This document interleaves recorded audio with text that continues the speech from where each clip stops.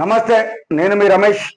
ఇంకో విషయం, సాక్షి ప్రాణాలతో బెట్టింగ్, ఆన్లైన్ బెట్టింగ్, గేమింగ్ భూతానికి బతుకులు బలైతాయి. ఆన్లైన్ బెట్టింగ్ అదొక గేమ్, ఆ భూతానికి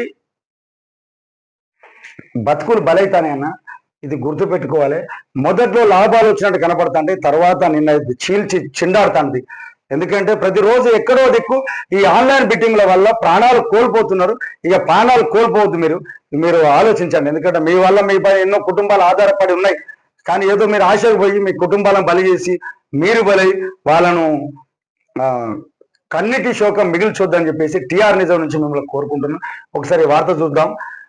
ఈజీ మనీ ఆశతో చిక్కుకుపోతున్న యువత, రిటైర్డ్ వారు కూడా, పెద్దవారు కూడా అదే బాటలో ఉన్నారు. నష్టం పూడ్చుకోవచ్చని చెప్పి, అప్పులు తీర్చవచ్చని చెప్పేసి భావిస్తూ మరింతగా కూరుకుపోతున్న తీరు. ఎందుకంటే ఫస్ట్ మీకు లాభాలు వచ్చినట్టు అనిపిస్తూ ఉంటాయి, కానీ తర్వాత మిమ్మల్ని అది చీల్చి చెండాడుతుంటది.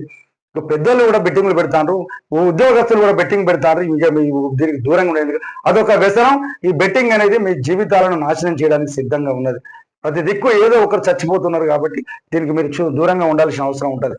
కరీంనగర్ జిల్లా శంకరపట్నం మండలంలోని గద్దెపక్క గ్రామానికి చెందిన భూస శంకరయ్య స్వరూప దంపతుల కుమారుడు కార్తిక్ ఆన్లైన్ రమ్మికి అలవాటు పడి సంపాదనతో పోగొట్టుకున్నాడు. అప్పుల పాలైపోయిన తర్వాత రైలు కింద పడదామని చెప్పేసి సందర్భంలో వాళ్ళ తల్లిదండ్రులు చూసి కాపాడిండు. తర్వాత ఆయన 2 ఎకరాల భూమి అమ్మి అప్పులు తీర్చిండు. కానీ మళ్ళీ అదే రమ్మి అలవాటు పడ్డ అతను మళ్ళీ పోయి గడ్డి మందు తాగి ఆత్మహత్య చేసుకున్న సందర్భం ఉన్నది. ఇప్పటికైనా కూడా మీరు పెద్ద మనసు చేసుకొని దానికి దూరంగా ఉండాల్సిన అవసరం ఉంటుంది. మీరు కొద్దిమంది పెద్దవాళ్ళు, ఉద్యోగస్తులు కూడా ఈ బెట్టింగ్ అలవాటు పడిపోయి, ఈజీ మనకి అలవాటు పడిపోయి ఏ విధంగా ఫ్రీగా డబ్బులు వస్తే ఆశ పడిపోతుంది.